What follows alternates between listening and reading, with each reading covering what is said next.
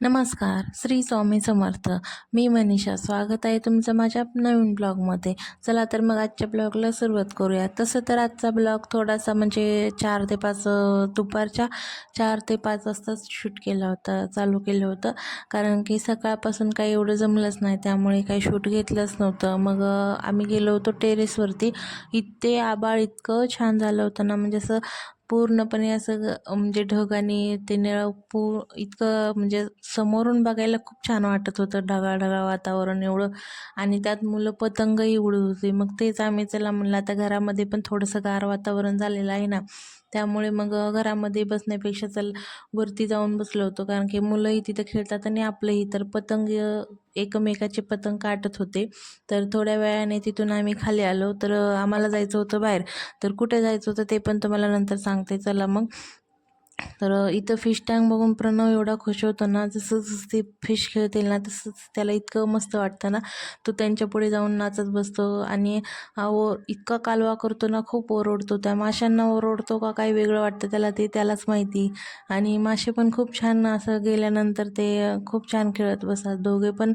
म्हणजे एकमेकांना जेव्हा पण खाली जातो ना, तेव्हा पण ते फिश टँकसोबतच तिथेच असतं, तिथंच खेळत बसतं ते जास्ती करून. त्याला कोणी आवाज दिलेला ऐकू येत नाही ना, काही नाही. तो फिशच्या समोर जाऊन तिथेच ते माशांना पकडायला बघतो, पण ते काचेच्या पलीकडे असतात त्यामुळे त्याला काय हाताला येत नाही. तर आता चला म्हणलं, हा किती वेळ पण बसला तर तो खेळतच बसेन. तर आम्हाला जायचं होतं आज मार्केटला भाजीपाला गेला. तर तिथे भाजीपाला इतका महाग होता ना, चला आता म्हणजे शेतकऱ्याचा भाजीपाला महाग विकला तर काय वाटत नाही, पण हे मधले व्यापारी खूपच महाग देत आहेत. कोथिंबीर कशी आहे?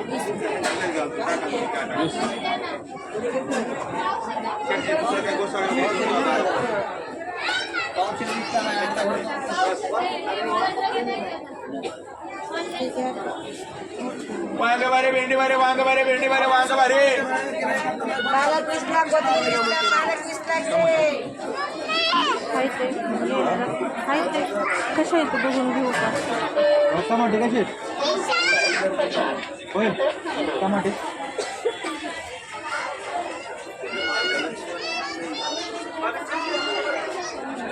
टमाटे कसे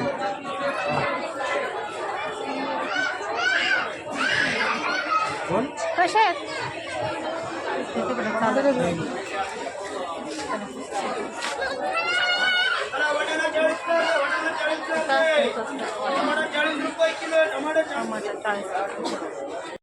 आता कितीही महाग असला तरी पण भाजीपाला तर न्यायलाच लागतो, कारण की डब्यासाठी भाजीपाला लागतो.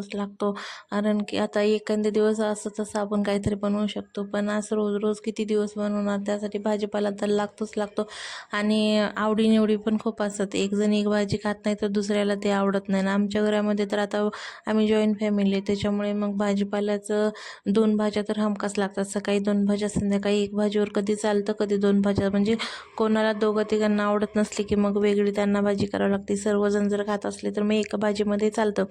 पण भाजीपाला पण एवढा महाग होता ना, कारण की आता आपण जर म्हणजे शेतकऱ्याकडून जर एक 10-5 रुपये महाग भेटला तरी काही फरक पडत नाही, कारण की तो शेतकरी कष्ट करतो, राबतो, त्याच्या मागे खूप कष्ट लागलेलं असतं. आणि आपल्याला पण ते ताजा भाजीपाला देतात. आणि व्यापाऱ्यांचं कसं असतं, व्यापाऱ्यांचा भाजीपाला ते पण आता त्यांच्यापासून ताजा आणतात, पण तिथून किती कमी किमतीने आणतात शेतकऱ्यापासून, आणि इथं किती महाग विकतात. तसं तर आपल्याला खिशाला पण परवडणार गेला एवढा भाजीपाला महाग झाला आहे. आणि पुण्यामध्ये तर राहायचं म्हणलं ना, खाणं पिणं आणि भाजीपाला गडबड यामध्ये सगळं मंथली पेमेंट तर यामध्येच जाते. खूप अवघड झाले. तर भाजीपाला घेतला, लई काही नाही घेतला भाजीपाला, फक्त थोडासाच भाजीपाला घेतला. फक्त कोथिंबीर तेवढी 2 जुड्या, आणि ते तेवढी स्वस्त होती म्हणून 2 जुड्या घेऊन टाकल्या एकदाच. म्हणलं चला आता काही तर करायला येईल घरी नेऊन. आणि त्यानंतर मग फुलं घेतली. पलीकडलं पांढरं फुलं.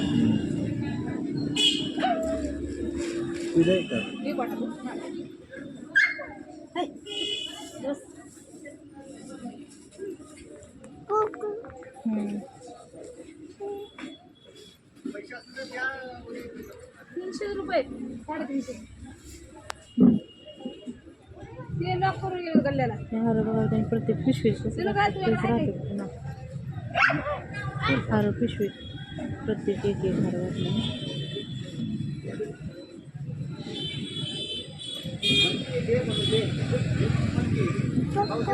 रोजचे किती तुमचे 700 बाकी तर उद्या घ्या मग 400 आणि 700 1100 रुपये उद्या घ्या चालतंय का फोन आला फुलांशिवाय देवपूजा केल्यासारखं पण वाटत नाही. त्याच्यामुळे मग जेव्हा पण मी मार्केटला येते त्यावेळेस मग फुलं घेऊन जात असते आणि चांगली फुलं भेटली मग घेतली. तर आता फुलं घेतली आणि आता आम्ही निघालो होतो घराकडे. तसं तर आता थंडीचे दिवस आहेत त्यामुळे जास्ती करून बाहेर निघत नाही आणि संध्याकाळचं थोडंसं आता 2-3 दिवसात गारठा पण कमी होता ना, त्याच्यामुळे पण मग प्रणवला पण म्हणलं चला आता उशीर झाला तरी पण घेऊन गेलो होतो. लय उशीर तर नाही पण 7 तर वाजले होते, 7-7:30 वाजलेच होते.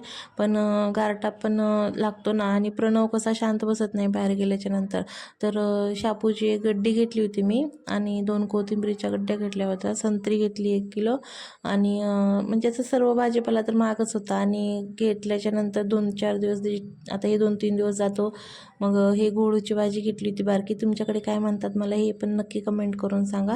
चला तर मग भेटूया पुढच्या ब्लॉगमध्ये.